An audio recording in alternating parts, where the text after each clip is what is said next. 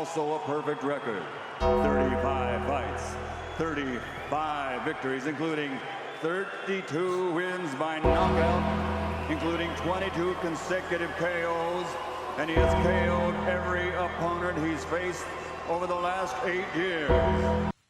Last time I complained a lot about Clash of Clans on PC, all of the comments literally fixed all my problems, so I will complain again. Is it normal that my game just crashes like 3 or 4 times when I launch it, before it does actually launch and it doesn't crash? But then the game is unkillable. I can leave my computer on for 5 days, going to sleep, going to whatever, and it's always running. Yeah, okay. We are here today because I will explain you how or what are the little rules I implemented so we can have a war log that looks like that. So you can see we have 41 wars and we have 31 wins, 5 losses and 5 draw. And our average on the last 10 wars is 100%. Yes, on our average destruction percent on the 10 last wars is 100%. And if you take out of 20, we have 194. When we have 198, that goes about a month and a half ago. And here is where we had our little problems. The clan did have a big expansion a bit too fast. But then we actually, I will tell you how I managed to steer it back to good. And now we have 30 versus 30, 35 versus 35 wars. And they are actually going well. You know what? The introduction kind of feels like this meme. Also a perfect record.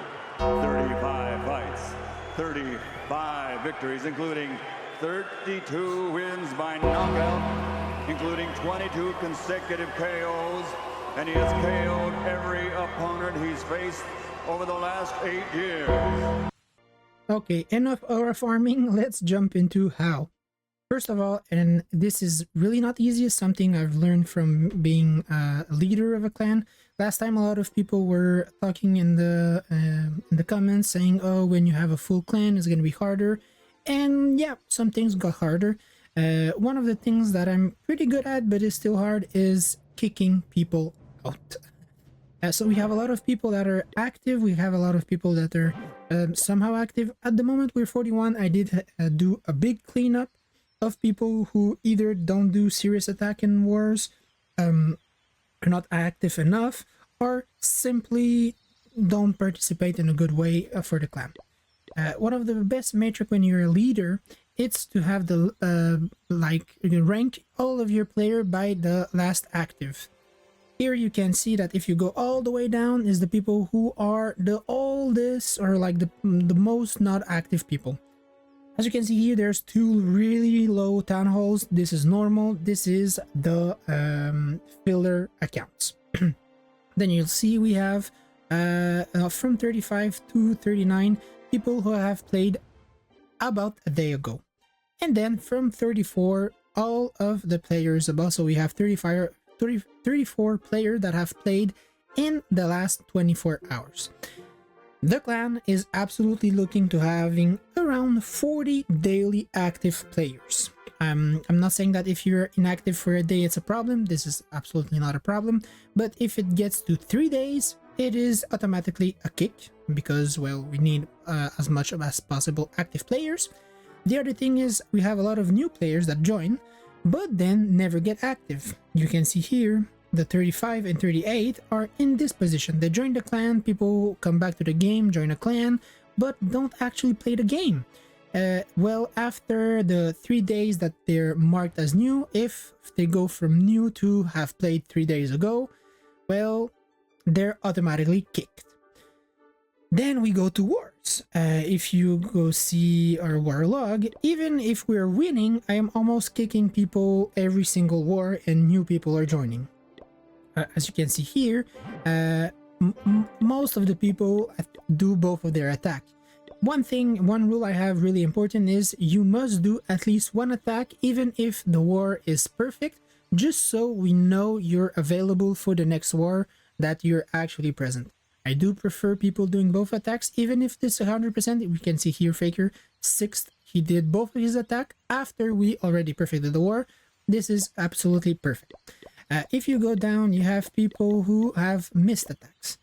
People who have missed attacks, this is depending. If it's your first war with the clan and you don't do neither of your attacks, you're out. If you're already in the clan, you have been here for quite a time, you will miss the next war and you'll have a warning. If you missed two wars in a row, both of your attacks, you're out. This is simply how it goes. For people who are, you can see here, people have done not attack or only one attack after. This is perfect. This is okay with the rules. And if you go down here, you have the filler that don't attack every war. Now that this being said, when I start a war, unfortunately the war is starting in 5 minutes, so I cannot show you, but only people that have been active in the last 24 hours and have their war preferences on are able to be in war.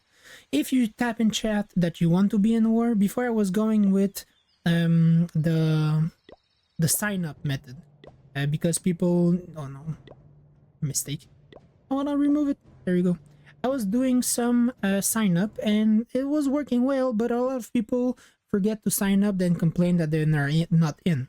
The new way is simply, yeah, if you're active in the last 24 hours and you have your war preferences on, you're automatically in the war. It's your responsibility to put it off or simply not attack. Here you can have the name of the clan if you want to join. We are open. I will be talking about the other thing. So yeah, this is the way how I keep the clan clean from people that are either here to hug attacks, are not active or anything like that. The other thing I am looking is failed attack. If you look at the last war, there's some people who attack in well, mistake here. As you can see, our 6th attacked the 12th and it was a 1-star and it was E-drag spam. I have a simple rule: if you're just spamming your troops and you do a 1-star, this is not someone who's war focused. This is not someone who actually wants to win. You're not welcome. We need people who are actually a bit more focused and actually have war strategy. So spammers and 1-stars are not welcome, and sometimes it's hard because some people will be very active in clan games. We're gonna be very active in the clan. We had this problem with someone who really, with the previous event, he was very active. It was the battle axle whatever event. He was the most active player almost in the clan, but in war it was 1-stars and he was just spamming. So yeah, unfortunately it's a hard thing, but this clan is war focused and we had to kick him out, but I think he understood and we part ways. So yeah, this is when I talk about hard things, is kicking people that maybe are good people but simply not enough of war focused. Now that has been said, the second way, how do you fill up the clan? Because at the beginning I had a lot of trouble, not a lot of trouble, but YouTube was my main way to recruit people, and we had the 10 people, 15 at most, and it was quite hard to recruit people. Then I discovered Clan Notice.